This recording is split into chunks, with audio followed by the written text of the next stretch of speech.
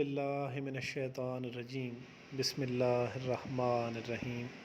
میں عبدالباسط خان ایک دفعہ پھر آپ کی خدمت میں حاضر ہوں۔ آج جس موضوع کا انتخاب میں نے آپ ناظرین کے لیے کیا ہے وہ ہے عالم برزخ۔ ایک بہت ہی مشہور کتاب عالم برزخ کے ٹائٹل سے لکھی گئی آیت اللہ سید عبد الحسین دست غیب شیرازی رحمۃ اللہ علیہ نے لکھی، اور اس کتاب کا ترجمہ کیا محمد باقر الباقری نے۔ جو اس کتاب کے رائٹر ہیں آیت اللہ سید عبد الحسین دست غیب رحمۃ اللہ شیرازی، یہ ایران کے رہنے والے تھے، اور یہ کتاب پرشین میں یعنی فارسی میں لکھی گئی، اور اس کتاب کا اردو ترجمہ جو تھا وہ محمد باقر الباقری نے کیا۔ یہ ایک عظیم خدمت کی انہوں نے کہ اس سرمایہ کو اردو میں ٹرانسلیٹ کر کے ہم جیسوں کے لیے آسان کر دیا تاکہ ہم اس کتاب کا مطالعہ کر کے اس سے فیض یاب ہو سکیں۔ بیسیکلی اس کتاب میں عقیدہ معاد کو بیان کیا گیا ہے۔ عقیدہ معاد عقل کا ایک حتمی فیصلہ ہے، اور اس کا اعتقاد آفرینش عالم کے ساتھ ساتھ چلتا رہا ہے۔ گزشتہ لوگوں کے حالات اور زمانہ ماقبل تاریخ کے تذکروں میں ہم پڑھتے ہیں کہ بعض قبائل زندگی کے ضروری وسائل اس خیال سے مردے کے ساتھ دفن کر دیا کرتے تھے کہ آئندہ قیامت کے روز جب یہ مردہ زندہ ہو تو خاص ضروریات زندگی سے اس کے پاس موجود ہوں۔ عقیدہ مبدا کے بعد آسمانی مذاہب کا دوسرا رکن عقیدہ معاد رہا ہے۔ اس کا سبب معلوم ہے کہ پیغمبروں کی دعوت و تبلیغ کی بنیاد معنویت، اعتقاد الوحیت اور خلاصہ یہ کہ ثواب و عقاب اور خدا کی طرف سے بازگشت پر قائم ہے، کیونکہ عقائد ہوں یا اخلاق یا احکام، ہمیشہ مسئلے کا معنوی اور باطنی پہلو صاحبان شریعت کے پیش نظر رہا ہے۔ مقدس دین اسلام نے تمام ادیان میں کامل ترین ہونے کی بنا پر اس بارے میں بھی دور رس سفارشات کی ہیں، اور اس قضیے کا معنوی رخ ایک وسیع عالم آخرت کے اعتبار سے پیش کرتا ہے۔ موت کو چھوٹی قیامت کا نام دے کر اسی وقت سے ثواب و عقاب کا دروازہ کھلا ہوا قرار دیتا ہے، جیسے کہ قرآن مجید میں ارشاد باری تعالیٰ ہے کہ اذا مات الرجل قامت قیامہ۔ نیز قرآن مجید خدا کی طرف بازگشت کو خدا یعنی موت ہی کی طرف یاد دلاتا ہے، اور موت کی خواہش کو اولیاء خدا کی نشانی بتاتا ہے۔ موت کے ساتھ ہی شروع ہونے والی عالم برزخ کی سزا و جزا اور پاداش عمل کو اپنے قریب دیکھنے کا اشخاص کے عقیدہ، اخلاق اور عمل پر مثبت اثر پڑتا ہے۔ کچھ نادان لوگ روز قیامت کا عقیدہ رکھنے کے باوجود اپنی لاؤبالی پن کی جہت سے عذر تراشی کرتے ہوئے کہتے ہیں کہ ابھی قیامت تک کیا ہے، یعنی ہو سکتا ہے کہ قیامت ہزاروں سال کے بعد آئے، لیکن جب برزخ کا سلسلہ موت کے وقت سے ہی شروع ہو جاتا ہے تو چند سال سے زیادہ نہیں گزرتے کہ انسان اپنے عقائد و اخلاق اور اعمال کا انجام دیکھ لیتا ہے۔ اشہد ان الموت حق کا، لہٰذا اس امر کی طرف پوری توجہ رکھنا چاہیے کہ اپنے فرائض اور ذمہ داریوں کے برخلاف کسی فعل کا مرتکب نہ ہو، کیونکہ بہت جلد اس کا نتیجہ سامنے آنے والا ہے۔ شہید بزرگوار آیت اللہ سید عبد الحسین دست غیب، جو امام امت رحمۃ اللہ کے ارشاد کے مطابق معلم اخلاق، تہذیب نفس کے ماہر اور انسانوں کو راہ حق دکھانے والے تھے، یعنی یہ جو میں بات کر رہا ہوں یہ اس کتاب کے مصنف کی بات کر رہا ہوں جن کا نام سید عبد الحسین دست غیب تھا۔ ان کے بارے میں تحریر ہے کہ وہ بہترین اخلاق کے حامل تھے اور تہذیب نفس کے ماہر تھے، اور انسانوں کو راہ حق دکھانے والے تھے۔ اصلاح نفوس، لوگوں کو غفلتوں سے ہوشیار کرنے اور انہیں گناہوں سے باز رکھنے کے لیے موت اور برزخ کی سزاؤں کی یاد دہانی کرانے کے ذریعے زیادہ سے زیادہ استفادہ فرماتے تھے، اور تفسیر یا عقائد یا اخلاق کی بحثوں میں مختلف مناسبتوں کے ساتھ عالم برزخ کی عظمت کا، جس کی وسعت اس قدر ہے جیسی اس عالم دنیا کی رحم مادر کی تنگی کے مقابلے میں ذکر کرتے تھے، اور اس کے مقابلے اس کے ثواب و عقاب کی عظمت و بزرگی کے اثرات کو سننے یا پڑھنے والوں کے دلوں میں بخوبی نقش کر دیتے تھے، تاکہ انہیں حقیقی اور لازمی طور سے یقین ہو جائے کہ دنیا جلد ختم ہونے والی خوشی اور راحت برزخ اور قیامت کے غیر معمولی رنج و مصیبت کے مقابلے میں کوئی حقیقت نہیں رکھتی، بلکہ اس کے برعکس دنیا کے چند روزہ رنج اور زحمت کا تحمل واقعاً وزن اور قدر و قیمت رکھتا ہے، کیونکہ اس کے پیچھے ایک طولانی راحت و آرام ہے۔ وہ ان حقائق کو سمجھانے کے لیے سادہ، دل نشیں اور مؤثر بیانات کے ذریعے متعدد اخبار و آیات اور داستانوں سے فائدہ اٹھاتے تھے، اور عالم برزخ کے بارے میں ان سچی حکایتوں اور حقیقی حالات و واقعات کو ثبوت و شہادت میں پیش کرتے تھے، اور جو معتبر کتابوں میں درج ہیں اور افراد کے نفوس اور قلوب پر کما حق کا اثر انداز ہو سکتے ہیں۔ ڈرانے اور خوف دلانے کے موقع پر اس مومن کی حکایت کا حوالہ دیتے تھے جو بغداد کے ایک یہودی کا کچھ قرض دار تھا، اور اس کے نتیجے میں یہودی کی انگلی کی برزخی آگ نے اسے جلا دیا تھا، اور وہ مدتوں بستر بیماری پر پڑا رہا تھا، یا اس آگ کا جو ظالم کی قبر کو اس طرح جلا رہی تھی کہ سبھی نے یہ جان لیا کہ یہ مادی اور دنیاوی آگ نہیں ہے۔ ظالم کو ڈرانے کے لیے ذکر فرما رہے تھے، خوشخبری کے مقام پر اور اعمال خیر کا شوق پیدا کرنے کے لیے بھی ان اخبار و احادیث اور روایات سے استفادہ فرماتے تھے، جن کا ایک اہم نمونہ ہم حضرت پیغمبر خدا صلی اللہ علیہ وآلہ وسلم کی اس حدیث میں دیکھتے ہیں کہ میں نے حضرت حمزہ علیہ السلام اور حضرت جعفر طیار علیہ السلام کو برزخی بہشت میں برزخی میووں سے لطف اندوز ہوتے ہوئے دیکھا، اور وہ تین چیزیں جو تمام چیزوں سے زیادہ برزخ میں کام آتی ہیں، یعنی حضرت علی علیہ السلام کی محبت، اللہم صلی علی محمد وآل محمد، محمد مصطفیٰ صلی اللہ علیہ وآلہ وسلم اور آل محمد علیہ الصلاۃ والسلام پر صلوات بھیجنے، اللہم صلی علی محمد وآل محمد، اور پانی پلانے والے کو بیان فرماتے تھے، اور ان شواہد کا ذکر کرنے کے بعد سننے یا پڑھنے والوں کو ان نیکیوں کی طرف دعوت دیتے اور رغبت دلاتے تھے۔ خلاصہ یہ کہ ان بزرگوار کے آثار اور زود اثر اور فصیح و بلیغ بیانات پر غور کر کے شاید ہی کوئی ایسا شخص ہو کہ جس کے حالات میں انقلاب پیدا نہ ہو۔ یہ کتاب جو برزخ اور آخرت کے مسئلے میں ان شہید بزرگ کے ارشادات کا ایک انتخاب ہے، جناب سقۃ الاسلام عقائے حاج شیخ حسن صداقت کے توسط سے مرتب ہوئی، اور جس طرح یہ ان بزرگوار کی زمانہ حیات میں نشر و اشاعت کے کام میں ان کی پرخلوص اعانت کرتے تھے، ان کی شہادت کے بعد بھی اس میں اضافہ ہو گیا ہے۔ تو یہ اس کتاب کی چند چیدہ جو باتیں تھیں وہ ذکر کیں۔ بیسیکلی یہ جو کتاب لکھی گئی یہ عالم برزخ کے بارے میں لکھی گئی۔ بہت سے سوالات ہمارے دماغ میں اٹھتے ہیں کہ قیامت کا ایک وقت مقرر ہے، جیسے ہمارا ایمان مفصل ہے کہ ہم ایمان لاتے ہیں اللہ پر، اللہ کے ملائکہ پر، اللہ کی کتاب پر، اللہ کے انبیاء پر، یوم آخر پر، قیامت پر، خیر پر، شر پر، تقدیر پر۔ تو جو یوم آخر یا قیامت پہ جب ہم ایمان لاتے ہیں، ہمارا ایمان ہے کہ ایک دن یہ دنیا ختم ہو جائے گی، اور اللہ کا جو وعدہ ہے قیامت کا وہ آ کر رہے گا، پورا ہو کر رہے گا۔ تو قیامت کا وقت مقرر ہے، اور جو لوگ صدیوں سے مرتے چلے آ رہے ہیں وہ کہاں جا رہے ہیں؟ آخر ان ارواح کا کون سا ٹھکانہ ہے؟ وہ کہاں پر رہ کر اپنے حشر تک کے جو قیامت برپا ہونی ہے اس وقت تک کا انتظار کس مقام پہ کر رہے ہیں؟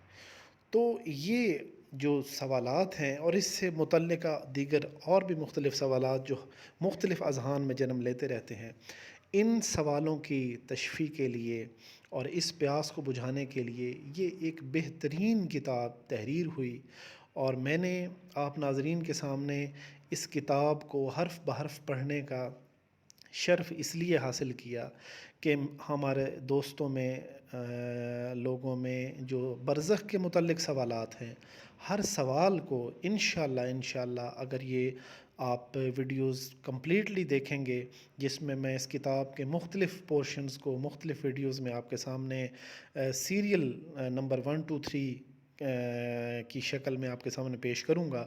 انشاءاللہ اگر تمام ویڈیوز آپ دیکھیں گے تو برزخ سے متعلق، عالم برزخ سے متعلق اور اس سے متعلق جتنے بھی سوالات ہیں آپ کو انشاءاللہ ہر سوال کا جواب ملے گا، اور آپ کو رہنمائی ملے گی، اور انشاءاللہ آپ کو اپنی آخرت کو، قبر کو اور حشر تلک جو سفر ہے اس کو سنوارنے کا بہترین موقع میسر آئے گا۔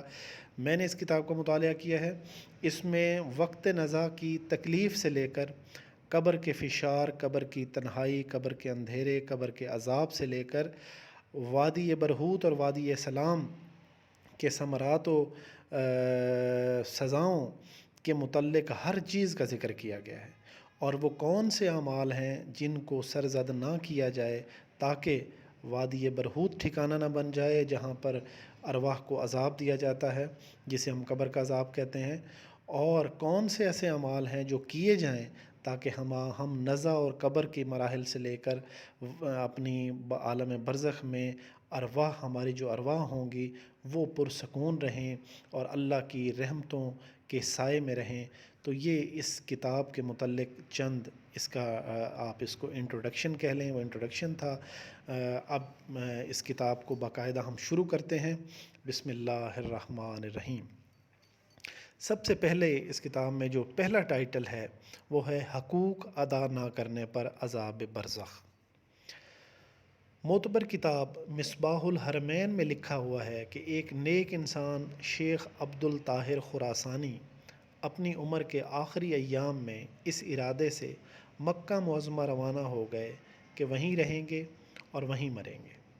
اسی زمانے میں ایک شخص جواہرات اور نقد رقم سے بھری ہوئی ایک تھیلی امانت رکھنے کے لیے کسی معتمد امین کی تلاش میں تھا۔ لوگوں نے شیخ عبد الطاہر خراسانی کی طرف اس کی رہنمائی کی اور بتایا کہ مکہ معظمہ میں یہ بہت دیانتدار اور لائق اعتماد انسان ہے، چنانچہ اس نے اپنی امانت ان کے سپرد کر دی۔ چند روز کے بعد شیخ کا انتقال ہو گیا، اور امانت رکھنے والا جب اپنی امانت واپس لینے آیا تو یہ معلوم ہونے کے بعد کہ وہ اب اس دنیا میں نہیں ہیں، ان کے وارثوں کے پاس پہنچا، لیکن ان لوگوں نے بتایا کہ ہم کو امانت کے بارے میں کوئی علم نہیں ہے۔ اس شخص نے اپنا سر پیٹ لیا کہ اب وہ کیا کرے، کیونکہ وہ بالکل مفلس ہو چکا ہے اور اس کے سامنے کوئی راستہ نہیں ہے۔ اس نے سن رکھا تھا کہ مومنین کی مقدس روحیں وادی السلام میں رہتی ہیں اور وہ آزاد اور ایک دوسرے سے مانوس ہیں، لہٰذا اس نے توسل اختیار کرنے کی کوشش شروع کی اور دعا کی کہ بار الہ کوئی ایسی صورت پیدا کر دے کہ میں اس میت کو دیکھ سکوں اور اسے اپنے مال کا پتہ معلوم کر سکوں۔ اسی طرح ایک مدت گزرنے کے بعد بعض باخبر حضرات کے سامنے صورت واقعہ پیش کیا اور کہا کہ یہ کیا بات ہے کہ میں ہر چند توسل قائم کرنے کی کوشش کرتا ہوں لیکن ان سے ملاقات نہیں ہوتی۔ انہوں نے جواب دیا شاید وہ ان مقامات پر ہوں جو اشقیاء اور گنہگاروں کے لیے مخصوص ہیں، اور ممکن ہے کہ وہ یمن کی وادی برہوت میں ہوں۔ وہ ایک ہیبت ناک وادی ہے جس میں وحشت ناک مقامات ہیں، اور مقرر نقل ہوا ہے کہ اس سے دہشت انگیز آوازیں سنی جاتی ہیں۔ خلاصہ یہ کہ مولائے کائنات حضرت امیر المومنین علیہ السلام اللہم صلی علی محمد و آل محمد کے جوار میں وادی السلام جس قدر رحمت الہی کا محل ظہور اور پاکیزہ روحوں کا مسکن ہے، اسی قدر وادی البرہوت اشقیاء اور ارواح خبیثہ کا مظہر اور قیام گاہ ہے۔ الغرض وہ شخص وہاں کے لیے روانہ ہو گیا اور روزہ دعا اور توسلات میں مشغول ہوا، یہاں تک کہ ایک روز شیخ عبد الطاہر کا مشاہدہ کیا۔ ان سے پوچھا آپ ہی شیخ عبد الطاہر ہیں؟ انہوں نے کہا ہاں۔ اور کیا تم وہی شخص نہیں ہو جو مکے میں رہتا تھا؟ اس نے کہا کیوں نہیں۔ پھر پوچھا کہ میری امانت کہاں ہے اور تمہارے سر پر ایسی مصیبت کیوں نازل ہوئی؟ انہوں نے جواب دیا کہ تمہاری امانت میں نے ایک کوزے میں رکھ کے گھر کے فلاں حصے میں زیر زمین دفن کر دی تھی، اس کے بعد تم نہیں آئے تاکہ تمہارے سپرد کر دوں، یہاں تک کہ میں دنیا سے رخصت ہو گیا۔ جاؤ اور میرے وارثوں کو پتہ بتا کے اپنی امانت ان سے لے لو۔ رہی بات یہ کہ میں بدبخت یہاں کس وجہ سے گرفتار ہوں، تو میرے 3 گناہ اس بدبختی کے سبب بنے۔ بہت ضروری بات ہے کہ یہ وہ کون سے 3 گناہ تھے کہ اس شخص کو جو مکہ معظمہ میں رہا اور وہیں اس کی جاں کنی ہوئی، اس کے باوجود اس کی روح کو عذاب دیا جا رہا تھا۔ تو وہ فرماتے ہیں حقیقت یہ ہے کہ دوسروں کے حقوق مرغ کے پاؤں میں پتھر کی مانند ہیں جو اسے پرواز نہ کرنے کی اجازت نہیں دیتے۔ کربلائے معلیٰ اور مشہد مقدس کے سفر کرنے کے بعد یہ شخص مکہ معظمہ کا مجاور ہو کر دنیا سے انتقال کرتا ہے، لیکن حقوق حقوق اس کو اس طرح سے مجبور بنا دیتے ہیں کہ مرنے کے بعد اسے اہل بیت علیہم السلام کی خدمت میں نہیں پہنچنے دیتے۔ نہ وادی السلام، نہ مکہ اور مدینہ، جسم جہاں بھی ہو روح گرفتار ہے اور اسے عالم ملکوت کی بلندیوں کی طرف بڑھنے نہیں دیتے۔ شیخ عبد الطاہر کی روح نے کہا کہ پہلا گناہ جو مجھ سے ہوا یہ تھا، یا پہلا گناہ جو میں نے کیا اور مجھے بتایا گیا وہ یہ تھا کہ تم نے خراسان میں قطع رحم کیا اور مکے میں قیام کر لیا۔ قطع رحم حرام ہے، تم نے اپنی قوم اور اقربا کی رعایت نہیں کی۔ کچھ لوگ جو اپنی اولاد یا والدین کے ضروری اخراجات کے کفیل نہیں ہوتے اور اس کی پرواہ نہیں کرتے، یہ لوگ کسی پریشانی میں تو مبتلا نہیں ہیں، خود دوسرے شہر میں رہتے ہیں اور ان کے حالات کی خبر نہیں لیتے، وہ یقیناً مجرم ہیں۔ یہاں میں وضاحت کرتا چلوں کہ یہ شیخ عبد الطاہر خراسان کے رہنے والے تھے۔ خراسان سے مراد جسے آج ایران میں مشہد کا شہر کہا جاتا ہے، یہی پرانا طوس یا خراسان اس کو کہا جاتا تھا۔ تو یہ بیسیکلی شیخ عبد الطاہر خراسانی مشہد یا خراسان کے رہنے والے تھے، لیکن عمر کے آخر میں انہوں نے فیصلہ کیا کہ یہ خراسان چھوڑ کر مکہ چلے جائیں گے، اور یہ وہاں اپنے قبیلے کو، اپنے رشتہ داروں کو چھوڑ کر تو یہ مکے چلے آئے، اور پھر اپنی عمر کا آخری حصہ انہوں نے مکے میں گزارا۔ تو اللہ تبارک و تعالیٰ نے ان کو اس بات پہ ان کی روح کو عذاب دیا کہ کیونکہ یہ اپنے رشتہ داروں کو، جن میں سے چند رشتہ دار ان پر کفیل تھے، ان کو چھوڑ کر یہ مکہ چلے گئے۔ تو یہ اللہ تبارک و تعالیٰ نے اس چیز کو پسند نہیں کیا۔ تو پہلا گناہ یہ بتایا گیا۔ دوسرا یہ کہ میں نے ایک دینار غیر شخص کو ادا کر دیا تھا۔ اس کتاب میں جو عبارت تحریر ہے، شاید اس کا مطلب یہ ہے کہ انہیں دینار کسی مستحق تک پہنچانے کے لیے دیا گیا تھا، لیکن انہوں نے مسامحہ کیا اور مستحق کو نہ دے کر ایک غیر مستحق کو دے دیا، اور حقدار کو محروم کرنا حرام ہے۔ اور تیسرا یہ کہ میرے مکان کے قریب ایک عالم رہتا تھا، میں نے اس کی اہانت کی۔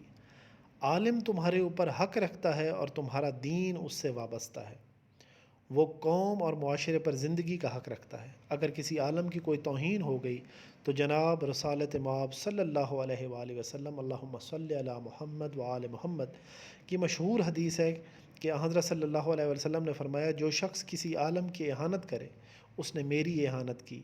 اگر کچھ لوگ اس طرف متوجہ نہیں ہیں اور کسی عالم سے بے ادبی یا اس کی بے حرمتی کرتے ہیں تو انہوں نے اس کے حق کا کفران کیا ہے اور انہیں اس کی جواب دہی کرنا ہوگی۔ خداوندہ، اگر تو ہمارے ساتھ اپنے عدل سے معاملہ کرے گا تو ہم کیا کریں گے؟ پروردگارہ، ہمارا خوف تیرے عدل سے ہے۔ یا الہی، ہمارے ساتھ اپنے فضل و کرم سے معاملہ کرنا، کیونکہ ہمارے اندر تیرے معاملہ عدل کی طاقت نہیں ہے۔ مستحب ہے کہ جب کوئی شخص یہ محسوس کرے کہ اس کی موت قریب آ گئی ہے تو اپنے ہمسایوں، ہم نشینوں اور ہم سفروں سے حقوق کی معافی طلب کرے۔ یہ نہ کہو کہ میں نے ایسا اور ویسا احسان کیا ہے، کیونکہ تم نے اکثر مواقع پر حق کے ہمسائیگی کے خلاف عمل کیا ہے، بلند آواز سے خطاب کیا ہے اور ہمسایوں کو پریشان کیا ہے، جو تمہیں اب یاد نہیں ہے۔ صحبت اور ہم نشینی کا حق بھی فراموش نہ کرو، ہم سفری کا حق بھی اسی روایت سے سمجھ میں آتا ہے۔ ایک بہت مشہور واقعہ اسی تناظر میں، حق کے ہم سفری کی تناظر میں اس کتاب میں بیان ہوا ہے۔ مروی ہے کہ مولا علی علیہ السلام، اللہم صلی علی محمد وآل محمد، ایک سفر میں کوفے کی طرف تشریف لا رہے تھے۔ اثناء راہ میں ایک شخص حضرت کے ساتھ ہو گیا۔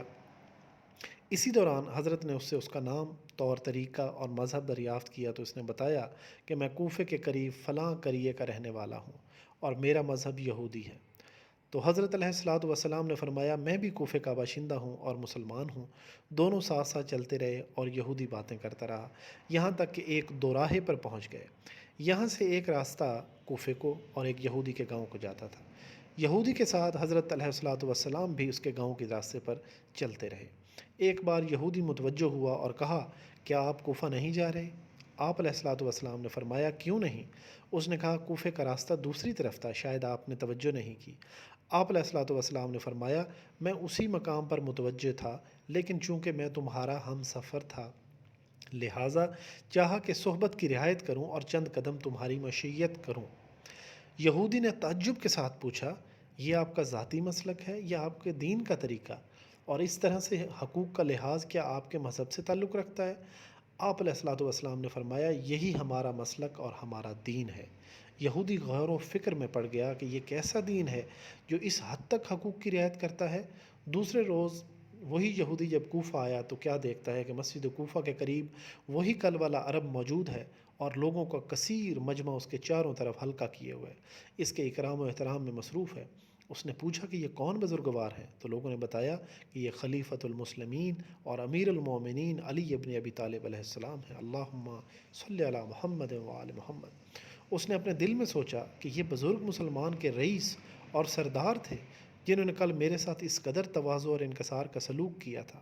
چنانچہ اس نے حضرت علی ابن ابی طالب علیہ السلام کے ہاتھوں اور پاؤں پر بوسے دیے اور مسلمان ہو کر آپ کے خاص شیعوں میں شامل ہو گیا۔ تو ناظرین، یہ ہے حق ہم سفری۔ تو حق ہم سفری بھی ہم پر واجب ہے۔ بہا ایسے حقوق ہیں جن کا ہم شعور ہی نہیں رکھتے۔ تو یہ کتاب ہم اس خاطر کافی سارے حقوق کی طرف روشنی ڈالے گی اور اس کی طرف اشارہ کرے گی کہ یہ تمام حقوق ہم نے ادا کرنے ہیں، اور اس جہاں کو چھوڑنے سے پہلے ہم نے اس غفلت سے باہر آنا ہے، اور ہم نے اپنے گزشتہ زندگی میں جتنی غفلتیں کی ہیں ان کی اللہ تبارک و تعالیٰ سے معافی مانگنی ہے اور توبہ کرنی ہے، اور آئندہ آنے والی زندگی، جتنی زندگی اللہ نے نصیب کی، اس زندگی میں ہم نے ان حقوق کا خیال رکھنا ہے تاکہ ہم اپنی قبر و حشر اور اپنے برزخ کو روشن کر سکیں اور ہم ہر اس عذاب سے بچ سکیں۔ اس کے بعد اس میں کتاب میں درج ہے کہ اگر کوئی شخص ادائے حقوق کی ذمہ داری پوری نہ کرے اور اسی حالت میں دنیا سے اٹھ جائے تو قیامت اور صراط میں مظالم کی عقوبت میں گرفتار ہوگا۔ مطلب کی وضاحت کے لیے مقدمے کے طور پر صراط کے کچھ مطالب عرض کیے گئے ہیں۔ صراط کے لغوی معنی راستے کے ہیں، لیکن اصطلاح اور جو کچھ شرع مقدس میں وارد ہوا ہے اور جس کا اعتماد ہر مسلمان پر واجب ہے اور جسے ضروریات دین میں شمار کیا جاتا ہے، اس کے مطابق اس سے جہنم کے اوپر ایک پل مراد ہے۔ صراط جہنم کے اوپر ایک پل کا نام ہے۔ خاتم الانبیاء حضرت رسول خدا صلی اللہ علیہ وآلہ وسلم، اللہم صلی علی محمد و آل محمد، سے منقول ہے کہ حضرت علیہ السلام نے فرمایا جب قیامت برپا ہوگی تو جہنم کو میدان حشر کی طرف کھینچ کے لایا جائے گا۔ اس کی 1000 مہاریں ہوں گی اور ہر مہار 1,00,000 غلاظ و شداد یعنی سخت اور درشت فرشتوں کے ہاتھوں میں ہوں گی۔ جس وقت اسے کھینچیں گے تو جہنم سے ایک نعرہ بلند ہوگا جو تمام خلائق کو گھیر لے گا۔ سبھی لوگ وَأَنفَسَا وَرَبَّ نَفْسِي رب نفسی کہیں گے، یعنی خداوندہ میری فریاد کو پہنچ، سوائے حضرت خاتم الانبیاء صلی اللہ علیہ وآلہ وسلم اللہم صلی علی محمد و آل محمد کے، کہ آپ کہیں گے ربا امتی یعنی خداوندہ میری امت کی فریاد کو پہنچ۔ در حقیقت پیغمبر خدا صلی اللہ علیہ وآلہ وسلم ایسے پدر مہربان ہیں جنہیں خدا نے پاک و پاکیزہ قرار دیا ہے اور جو اپنی امت کی نجات کے لیے کوشاں ہیں۔ سبحان اللہ۔ اب ہم روایت کا آخری حصہ پیش کرتے ہیں کہ جب جہنم کو لایا جائے گا تو اس کے اوپر ایک پل قائم کیا جائے گا اور جنت تک پہنچنے کے لیے سب کو اس پر سے گزرنا ہوگا۔ یہ صحیح ہے کہ بہشت کا راستہ صراط ہے، لیکن ایک عجیب و غریب راستہ ہے۔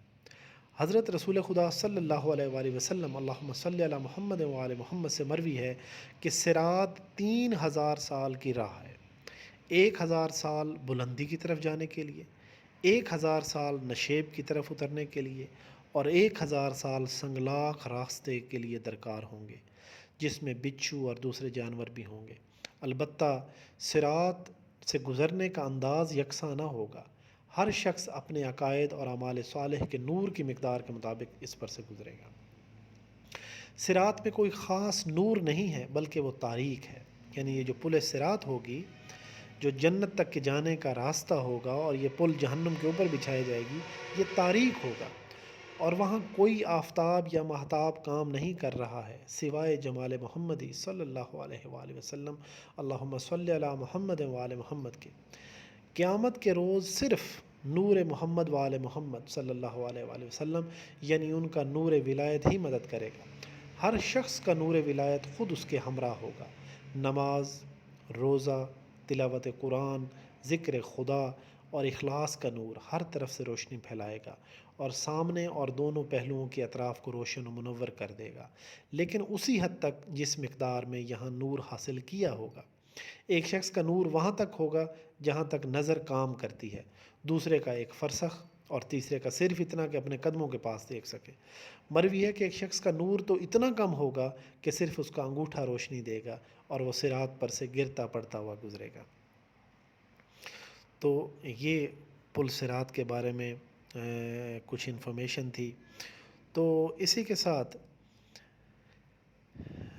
عرض ہے کہ حضرت سے وابستگی حضرت علی علیہ السلام اسی تناظر میں بیان ہے کہ جیسے کہ بحار الانوار جلد سوم میں مروی ہے کہ اولین و آخرین میں سے کوئی شخص بغیر مشقت کے صراط سے نہیں گزرے گا، یعنی صرف لیکن یعنی اولین و آخرین یعنی حضرت آدم سے لے کے دنیا کے آخری بنی نوع انسان تک کوئی بھی شخص بغیر مشقت کے صراط سے نہیں گزرے گا سوائے خاتم الانبیاء حضرت محمد صلی اللہ علیہ وآلہ وسلم، اللہم صلی علی محمد وآل محمد، اور آپ کے اہل بیت کے۔ حضرت صلی اللہ علیہ وآلہ وسلم نے خود فرمایا ہے کہ یا علی کوئی شخص صراط سے بغیر زحمت کے نہیں گزرے گا سوا میرے اور تمہارے 14 فرزندوں کے جو پاک و پاکیزہ اور نور ہیں، جو بغیر کسی لغزش کے گزر جائیں گے، اور بقیہ خلائق میں سے کوئی شخص گرنے سے نہیں بچے گا۔ کون ہے جو تکلیف شرعی کی ابتدا سے اپنی عمر کے آخری لمحات تک دیانت کی صراط مستقیم پر قائم رہا ہو؟ کون ہے جس کے اوپر کوئی ایسا دن گزرا ہو جس میں اس سے لغزش نہ ہوئی ہو؟ کون ہے جو بندگی کے طور و طریق سے ایک لحظے کے لیے بھی منحرف نہ ہوا ہو اور اس سے دور نہ رہا ہو؟ استغفر اللہ ربی واتوب الیہ۔ تشخیص بال سے زیادہ باریک اور عمل تلوار سے زیادہ تیز۔ کتنے زیادہ دن ایسے ہیں جو صبح سے شام تک انحراف اور خدا کی نافرمانی میں گزرتے ہیں۔ یہ خدا کی اطاعت و بندگی کے خط مستقیم پر نہیں بلکہ مکمل طور سے ہوس کی راہ پر ہوتے ہیں، اور انسان اپنے مقصد حیات سے ہزاروں فرسخ دور چلا جاتا ہے، در حالانکہ خود اس کو توجہ نہیں ہوتی۔ وہ درمیانی منزل جو شرح اور اس پر عمل کا راستہ ہے، در حقیقت اس کی تشخیص کرنا بال سے بھی زیادہ باریک ہے اور اس پر عمل کرنا تلوار سے بھی زیادہ تیز دھار والا ہے۔ خلاصہ یہ کہ سبھی لوگ جہنم سے گزریں گے اور ہر شخص اس سے کسی نہ کسی صورت میں زحمت سے دوچار ہوگا۔ پل صراط سے عبور کے وقت ہول جہنم، آگ کے شعلے، دل کی تیش اور انتہائی خوف و ہراس کا سامنا ہوگا۔ دوزخ سے ایسی آگ بلند ہوگی جو سبھی کو گھیر لے گی اور پیغمبروں کو بھی لرزہ برآمدم کر دے گی۔ ہم نہیں جانتے کہ ہمارے اوپر کیا گزرے گی۔ ہر شخص گھٹنوں کے بل سر نگوں ہو جائے گا۔ ہر شخص رب نفسی کی صدا بلند کرے گا، یعنی خداوندہ میری فریاد کو پہنچ، اور آخرکار نجات پرہیزگار کے لیے ہے۔ دوسرے الفاظ میں اگر کوئی شخص یہ خیال کرے کہ صراط سے فرار اور نجات حاصل کر لے گا تو یہ محال ہے۔ صراط بہشت کا راستہ ہے جس کے نیچے جہنم ہے۔ اس پر سے وہی شخص گزر سکتا ہے جو اس دنیا میں مظالم سے مبرہ اور محفوظ رہا ہو۔ جیسے کہ پہلے بھی عرض کیا جا چکا ہے کہ عالم آخرت کے حالات کسی وقت بھی اس دنیا والوں کی عقل و دماغ میں نہیں آ سکتے، اور یہ امر محالات میں سے ہے۔ انسان جب تک دنیا میں ہے جہنم اور بہشت کی حقیقت کو سمجھنے سے قاصر ہے۔ لفظوں کے اشتراک سے اتنا ہوتا ہے کہ معانی اور مطالب کی ایک صورت کا تصور کر لیتا ہے، در حالانکہ حقیقت مطلب اس سے کہیں بالاتر ہے۔ مثال کے طور پہ جب کہا جاتا ہے آتش جہنم، تو نام اور لفظ کے اشتراک کی وجہ سے انسان اس آگ کی طرف متوجہ ہو جاتا ہے جو لکڑی سے پیدا ہوتی ہے۔ جب کہا جاتا ہے جہنم کے سانپ اور اژدہے، تو اسی دنیا کے گزندوں کی مثال ذہن میں آتی ہے، چونکہ انہیں پہلے سے محسوس کر چکا ہے، لہٰذا انہی کا تصور کرتا ہے۔ دنیا کی آگ حس اور شعور نہیں رکھتی، لیکن دوزخ دیکھنے اور سننے کی صلاحیت رکھتی ہے۔ جی ہاں، یہاں تک کہ بات بھی کر سکتی ہے۔ مروی ہے کہ جس وقت کوئی بندہ کہتا ہے آتکنی من النار، یعنی خدایا مجھے آتش جہنم سے آزاد فرما، تو جہنم آمین کہتا ہے۔ یہ حقیقت ہے کہ جو شخص دوزخ کے شر سے خدا کی پناہ چاہتا ہے اور اس کے لیے دعا کرتا ہے تو خود جہنم اس کے لیے آمین کہتا ہے۔ اسی طرح جس طرح کوئی شخص بہشت کے لیے دعا کرے تو خود بہشت بھی اس کے لیے آمین کہتی ہے۔ اسی صورت سے حور العین کے بارے میں بھی ہے کہ جس وقت کوئی مومن دعا کرتا ہے زوجنی من الحور العین، یعنی خدایا میرے ساتھ حور کی ترویج فرما، تو خود حور العین بھی آمین کہتی ہے۔ جہنم کی آگ جب دور سے گناہ گاروں کو دیکھتی ہے تو پیچ و تاب کھاتی ہے، غیظ میں آتی ہے اور نعرہ مارتی ہے۔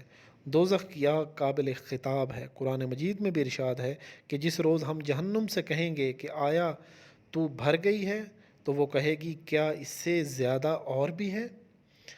کیا ابھی کوئی مجرم باقی ہے؟ بعض مفسرین نے اس مقام پر جہنم کے نگہبانوں کو مراد لیا ہے اور یہ سمجھے ہیں کہ خدا کا خطاب ان فرشتوں سے ہوگا جو جہنم پر مامور ہیں، لیکن یہ ظاہر آیت کے خلاف ہے، کیونکہ دوسری آیتوں سے بھی دوزخ کے شعور اور ادراک کا اندازہ ہوتا ہے۔ جیسا کہ اس سے قبل بیان ہو چکا ہے کہ اگر کوئی جاہل یہ خیال کرتا ہے کہ آتش جہنم صرف کفار اور دشمنان اہل بیت کے لیے ہے، دوسروں کو اس سے کوئی واسطہ نہیں اور یہ مومنین کے لیے نہیں ہے، تو اس کے جان لینا چاہیے کہ اولاً یہی کب ضروری ہے کہ ہر شخص با ایمان دنیا سے اٹھے۔ کیا تمہیں اس کا خوف نہیں ہے کہ شیطان تمہارے ایمان کو غارت کر دے؟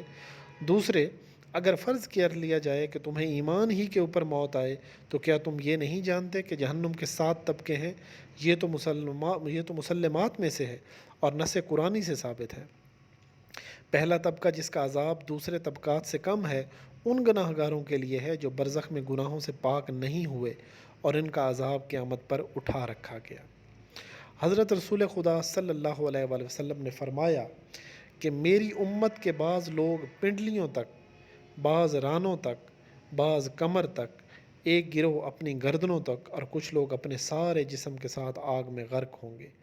اسی طرح فرمایا کہ جہنمی افراد میں سے جس شخص کا عذاب کم سے کم ہوگا اس کے پاؤں میں آگ کے ایسے جوتے پہنائے جائیں گے کہ ان کے اثر سے ان کا دماغ کھولنے لگے گا۔ ہم بہت دور ہیں منزل نجات سے، ہمارے ایمان کے آثار کہاں ہیں؟ ہمارا خوف و رجا کہاں ہے؟ باوجود یہ کہ خداوند عالم نے حضرت رسول خدا صلی اللہ علیہ وآلہ وسلم سے مغفرت کا صریحی وعدہ فرمایا ہے اور خود حضرت صلی اللہ علیہ وسلم بھی رحمت و مغفرت کے مظہر ہیں، لیکن اس کے بعد بھی آپ کی کیا حالت تھی کہ آپ کو جہنم کا کتنا خوف تھا؟ ابو بصیر کہتے ہیں کہ میں امام جعفر صادق علیہ السلام اللہم صلی علی محمد و آل محمد کی خدمت میں حاضر ہوا اور عرض کیا آقا میرے دل میں کساوت پیدا ہو گئی ہے۔ آپ نے فرمایا ایک روز جبریل امی حضرت خاتم الانبیاء کے پاس نازل ہوئے، وہ ہمیشہ حشاش بشاش اور تبسم رہتے تھے، لیکن اس روز افسردہ اور محزون دل گرفتہ تھے اور غم و اندوہ کے آثار ان کے چہرے سے ظاہر تھے۔ حضرت رسول خدا صلی اللہ علیہ وآلہ وسلم اللہم صلی علی محمد و آل محمد نے ان سے فرمایا یہ تم آج رنجیدہ اور غمگین کیوں نظر آ رہے ہو؟ انہوں نے عرض کی یا رسول اللہ صلی اللہ علیہ وآلہ وسلم جہنم کو پھونکنے اور دھونکنے کا سلسلہ آج تمام ہوا۔ حضرت صلی اللہ علیہ وآلہ وسلم نے فرمایا یہ پھونکنے کا کیا معاملہ ہے؟ تو جبریل امی نے عرض کیا کہ پروردگار کے حکم سے جہنم کو 1000 سال تک پھونکا گیا یہاں تک کہ اس کا رنگ سفید ہو گیا، پھر 1000 سال تک پھونکا گیا اور وہ سرخ ہو گیا، اور اس کے بعد مزید 1000 سال تک پھونکا گیا اور اس کی آگ سیاہ ہو گئی۔ جو فرشتے اس کام پر مامور تھے وہ فارغ ہوئے ہیں، میں اسی آگ کے ہول سے غمگین ہوں۔ پیغمبر خدا صلی اللہ علیہ وآلہ وسلم رونے لگے تو ایک فرشتہ نازل ہوا اور عرض کیا کہ خدا نے وعدہ فرمایا ہے کہ آپ کو ہر اس گناہ سے محفوظ رکھے گا جو آتش جہنم کا موجب ہے۔ قرآن مجید میں خداوند عالم نے بار بار خبر دی ہے کہ دوزخ میں گناہ گاروں کی خوراک زقوم ہوگی۔ زقوم ایک ایسا درخت ہے جس کا پھل حنظل سے بھی زیادہ کڑوا ہوتا ہے، اتنا تلخ کہ اس کا صرف ایک ذرہ اس سارے عالم پر تقسیم کیا گیا۔ مردار کی لاش سے بھی زیادہ گندا اور بدبودار ہوتا ہے۔ اس کی ظاہری شکل بھی بہت ہی وحشت انگیز اور مہیب ہے۔ جس وقت گلے سے نیچے اترتا ہے تو جوش مارتا ہے، لیکن بھوک کی تکلیف اس قدر شدید ہوتی ہے کہ جہنمی اسے کھانے پر مجبور ہو جاتا ہے۔ یہ بڑا فشار اور تکلیف ہے کہ جسے رفع کرنے کے لیے زقوم کھانا پڑے۔ دوزخ کی دوسری غذاؤں میں سے غسلین اور ضریب بھی ہیں۔ دوزخ کے پینے والی چیزوں کی جانب بھی اشارہ کر دوں کہ من جملہ ان کے سدید ہے، جس کے متعلق بتایا گیا ہے کہ وہ زناکار عورتوں کی گندگی ہے جو بہت ہی گرم کھولتی ہوئی انتہائی بدبودار اور متعفن ہے۔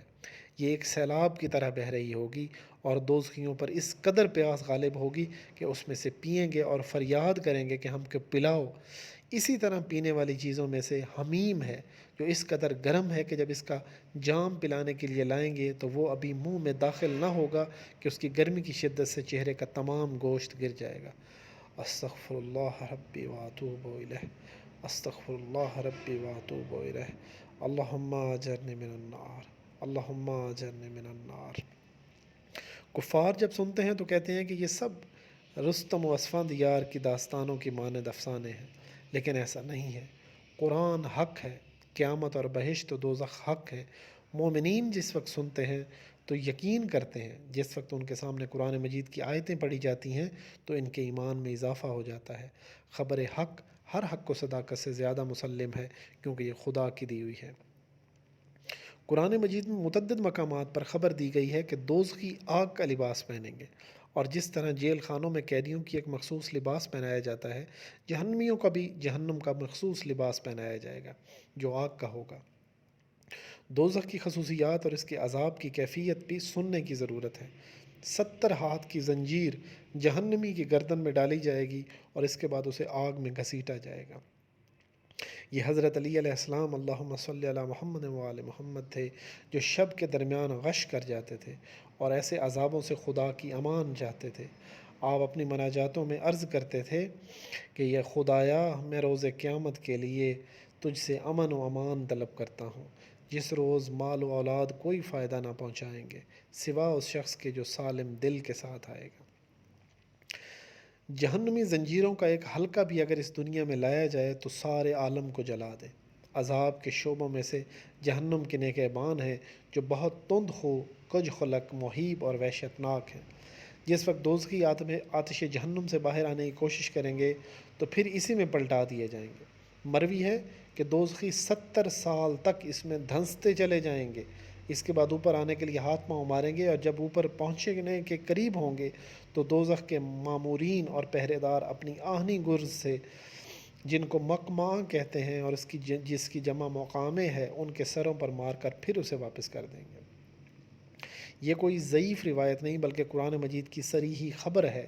جو سر اپنی زندگی میں خدا کے سامنے نہ جھکے اور سرکشی کرے، اور در حقیقت وہی جہنمی گرزوں کا سزاوار ہے جو اس کو پر مارے جائیں گے۔ حضرت رسول خدا صلی اللہ علیہ وآلہ وسلم اللہم صلی علی محمد وآل محمد سے مروی ہے کہ جبریل امین نے حضرت صلی اللہ علیہ وآلہ وسلم کو خبر دی کہ اگر ان میں ایک گرز اس عالم کے پہاڑوں پر مارا جائے تو زمین کے 7 طبق تک ریزہ ریزہ کر دے۔ استغفر اللہ ربی واتوب الیہ۔ دراصل ایک سرکش آدمی ہی ایسی عقوبتوں کا سزاوار ہے۔ جہنم کے سرکشوں کا مقام ہے، ورنہ اگر کوئی شخص صاحب مسلم ہے اور اس نے خدا کے سامنے سر تسلیم خم کر دیا ہے تو اس کو جہنم سے کیا واسطہ۔ البتہ جو لوگ سرکش اور نافرمان ہیں اور قرآنی تعبیر کے مطابق عتل یعنی بدخو اور ظالم وغیرہ ہیں تو قیامت میں ان کے بدن بھی ان کے نفسوں کی مانند سخت اور ضخیم اور درشت ہو جائیں گے۔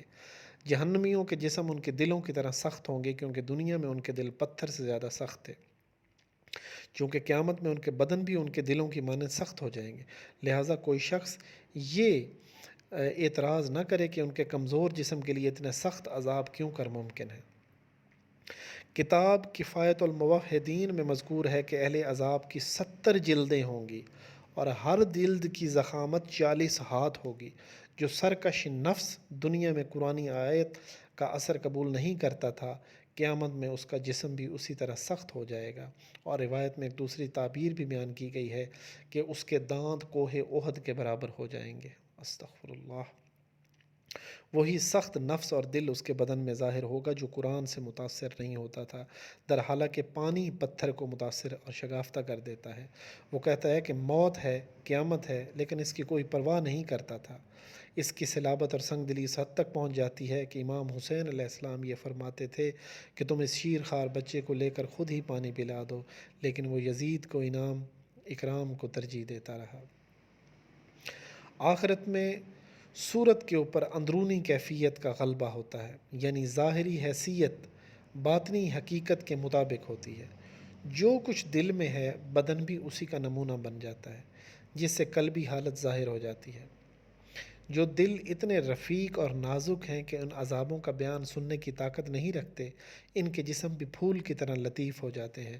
چنانچہ بہشتی لوگ بھی ایسے ہی ہیں، وہ یہ بات سننے کی تاب نہیں رکھتے کہ امام حسین علیہ السلام کے شیر خوار بچے کا نازک گلا 100 شعبہ تیر کا نشانہ بنایا گیا۔ سوال کیا جاتا ہے کہ آیا بہشت اور جہنم اس وقت بھی موجود ہیں، اور اگر ہیں تو کہاں ہیں؟ یہ سوال روایتوں کے اندر بھی پایا جاتا ہے۔ امام علی علیہ السلام سے ان کا جواب بھی دیا ہے کہ ہاں، بہشت اور جہنم آج بھی موجود ہیں۔ رہی یہ بات کہ دونوں مقام کہاں ہیں، تو روایت کے مطابق آپ نے اس طرح تعبیر فرمائی کہ بہشت 7ویں آسمان کے اوپر اور جہنم زمین کے نیچے ہے۔ بعض حضرات نے یہ بھی فرمایا ہے کہ والبحر المسجور، یعنی قسم ہے کھولتے ہوئے سمندر کی، اس کی طرف اشارہ کر رہا ہے، یعنی زمین کی اندرونی آگ باہر آ جائے گی۔ بہشت و جہنم کی موجودگی پر شواہد و دلالت کرتے ہیں، انہی سے وہ روایات و اخبار بھی ہیں جو معراج کے بارے میں وارد ہیں۔ آپ نے اکثر سنا ہوگا کہ حضرت رسول خدا صلی اللہ علیہ وآلہ وسلم اللہم صلی علی محمد وآل محمد نے فرمایا کہ میں شب معراج جنت میں پہنچا اور جبریل نے مجھے بہشتی سیب دیا جسے میں نے کھا لیا، اور وہی فاطمہ زہرا سلام اللہ علیہا کا مادہ تخلیق بنا۔ سبحان اللہ۔ ناظرین، آج اسی مرحلے پر اختتام کروں گا۔ انشاءاللہ بشرط زندگی اسی منزل سے کل